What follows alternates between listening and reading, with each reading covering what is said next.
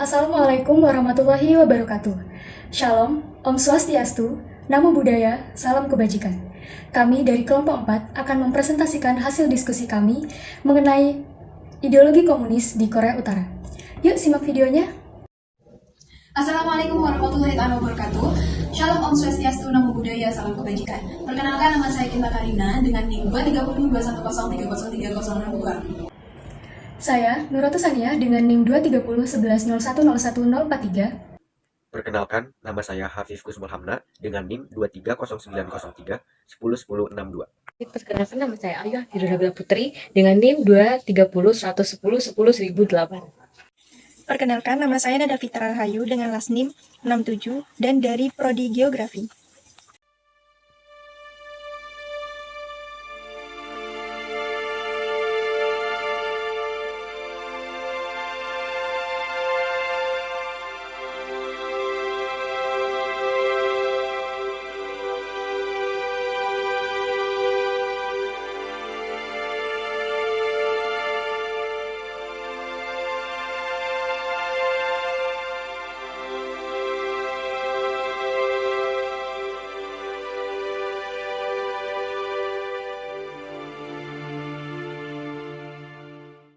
Materi yang pertama, kita akan membahas tentang sejarah Korea Utara yang menganut ideologi komunisme. Pada awal abad ke-20, Korea berada di bawah pendudukan Jepang yang keras. Kondisi ini menciptakan ketidakpuasan sosial dan memicu perkembangan gerakan perlawanan, termasuk gerakan komunis terutama di kalangan intelektual dan aktivis sosial. Ideologi Marxis dan Leninis menjadi daya tarik bagi mereka yang ingin melawan penindasan dan menuntut kemerdekaan. Pada tahun 1925, Partai Komunis Korea didirikan di Manchuria oleh para pengungsi Korea yang melarikan diri dari penindasan Jepang. Partai tersebut berusaha mengorganisir perlawanan terhadap penjajahan Jepang dan memperjuangkan pembentukan negara komunis di Korea. Selama pendudukan Jepang di Korea, gerakan komunis aktif dalam perlawanan terhadap Jepang. Banyak aktivis komunis dipenjarakan atau diasingkan, tetapi kekuatan gerakan ini terus tumbuh. Perpecahan dan pembentukan Korea Utara. Setelah Jepang menyerah pada akhir Perang Dunia Kedua, Korea dibagi menjadi dua zona pendudukan oleh Amerika Serikat dan Uni Soviet. Di bawah pengaruh Uni Soviet, rezim komunis didirikan di wilayah utara yang kemudian menjadi Korea Utara pada tahun 1948 yang dipimpin oleh Kim Il-sung. Ideologi Jusei. Setelah pembentukan Korea Utara, rezim Kim Il-sung mengembangkan ideologi Jusei yang menggabungkan prinsip Marxis-Leninis dengan nasionalisme Korea, serta menekankan kemandirian politik, ekonomi, militer, dan mengutamakan kepentingan nasional. Perang Korea Utara.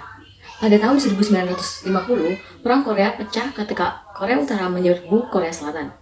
Konflik ini berlangsung hingga tahun 1953 dan berakhir dengan gencatan senjata, meninggalkan Korea Utara sebagai negeri komunis terisolasi di bawah kepemimpinan pemerintahan Kim Il-sung.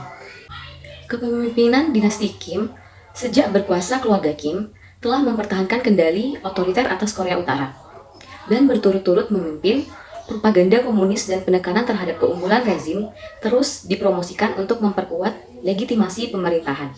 Sejak pembentukan Korea Utara, ideologi komunis telah menjadi pijakan utama bagi rezim dan pemerintahan mereka. Selanjutnya, ada sistem kenegaraan. Yang pertama, ada ideologi Jusei. Korea Utara mengadopsi ideologi Jusei yang dikembangkan oleh Kim Il-sung. Jusei menekankan kemandirian nasional, otonomi politik, dan swasembada ekonomi, serta memberikan dasar kebijakan di negara ini. Yang kedua, ada Partai Pekerja Korea. Partai Pekerja Korea adalah partai penguasa di Korea Utara dan merupakan instrumen utama kekuasaan politik. Dengan Kim Jong-un menjabat sebagai ketua, menjadikannya pemimpin de facto Korea. Yang ketiga, ada sistem politik totaliter. Korea Utara adalah negara totaliter di mana pemerintah memiliki kontrol penuh atas kehidupan publik dan pribadi warganya. Penindasan politik, pengawasan yang ketat terhadap media, dan pelanggaran HAM secara luas dilaporkan oleh organisasi hak asasi manusia internasional. Yang keempat, ada ekonomi sentralis. Korea Utara memiliki ekonomi yang diatur secara ketat oleh negara. Sebagian besar industri dan sumber daya alam dimiliki oleh negara. Sementara perdagangan internasional terbatas karena isolasi internasional yang kuat. Yang terakhir, ada militerisasi.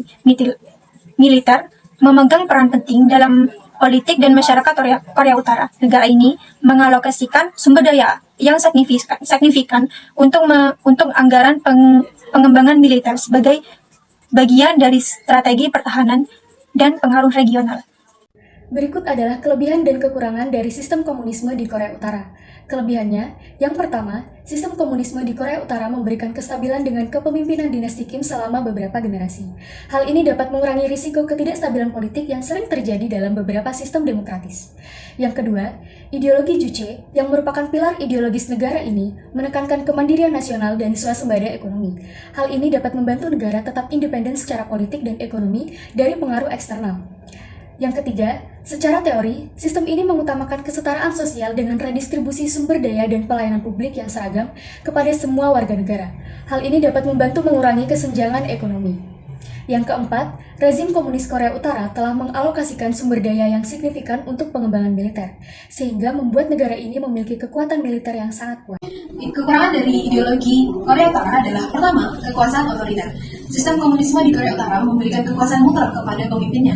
Hal ini mengakibatkan kurangnya kebebasan politik dan keterbatasan HAM bagi warga negara. Yang kedua adalah pengendalian informasi. Pemerintah Korea Utara secara ketat mengendalikan akses informasi, termasuk media dan internet, untuk membatasi akses warga negara. Yang ketiga adalah ekonomi sentralis. Sistem ekonominya yang didasarkan pada kepemilikan negara atas industri dan sumber daya alam telah mengalami kesulitan dalam mencapai pertumbuhan ekonomi yang berkelanjutan karena adanya keterbatasan perdagangan internasional dan isolasi ekonomi. Yang keempat adalah ketidaksetaraan sosial. Meskipun mengusung prinsip kesetaraan sosial, sistem komunis di Korea Utara sebenarnya menciptakan ketidaksetaraan yang signifikan antara elit pemerintah dan masyarakat umum. Kalangan elit pemerintah dan militer mendapatkan akses terhadap keuntungan dan keistimewaan, sementara rakyat biasa sering menghadapi kemiskinan dan ketidakstabilan. Kemudian yang kelima adalah ketergantungan pada militerisasi. Kebijakan negara ini telah mengalihkan sumber daya yang signifikan ke militerisasi. Hal ini meningkatkan ketegangan regional dan internasional, sementara sumber daya yang seharusnya dialokasikan untuk kebutuhan sosial dan ekonomi diabaikan. Selanjutnya, untuk perbandingan Korea Utara dengan Indonesia, kita bisa melihat dari berbagai aspek. Contohnya, yang pertama, dari aspek keberagaman budaya dan sosial. Indonesia adalah negara yang sangat beragam. Ideologi komunis yang menekankan kesetaraan sosial dan redistribusi kekayaan mungkin menimbulkan tantangan dalam mengatur keberagaman ini. Yang kedua, struktur ekonomi dan sosial. Indonesia memiliki struktur ekonomi yang berbeda-beda, dengan sebagian besar penduduknya bekerja di sektor informal dan pertanian. Ideologi komunis yang menganjurkan kepemilikan bersama sumber daya dan redistribusi kekayaan mungkin akan sulit diadaptasi dalam struktur ekonomi dan sosial yang ada saat ini. Yang ketiga, tradisi politik dan ideologis. Indonesia memiliki tradisi politik dan ideologis yang beragam. Dengan demokrasi Pancasila sebagai dasarnya, penerapan ideologi komunis mungkin bertentangan dengan nilai-nilai dasar Pancasila. Pengalaman historis. Indonesia memiliki pengalaman sejarah yang kompleks dengan ideologi komunis, terutama selama masa pemberontakan PKI pada tahun 1965 yang berujung pada tragedi pembunuhan massal. Pengalaman ini mungkin membuat bangsa Indonesia lebih skeptis terhadap ideologi komunis.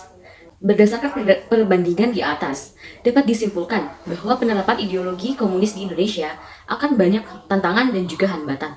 Meskipun prinsip seperti kesetaraan sosial dan redistribusi kekayaan mereka menarik bagi sebagian masyarakat, tetapi karena banyaknya faktor lain, membuat ideologi ini tidak cocok diterapkan di Indonesia.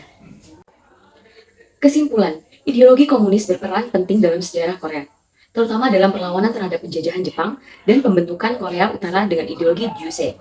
Meskipun memberikan legitimasi bagi rezim, sistem politik totaliter, kontrol informasi yang ketat, dan ekonomi terpusat menjadi ciri utama Korea Utara. Namun dengan adanya tantangan keberagaman budaya, struktur ekonomi yang berbeda, serta tradisi politik Indonesia membuat penerapan ideologi komunis sulit ada di Indonesia. Sekian presentasi dari kelompok kami, kurang lebihnya mohon maaf. Wassalamualaikum warahmatullahi wabarakatuh. Shalom, Om Swastiastu, Namo Buddhaya, Salam Kebajikan.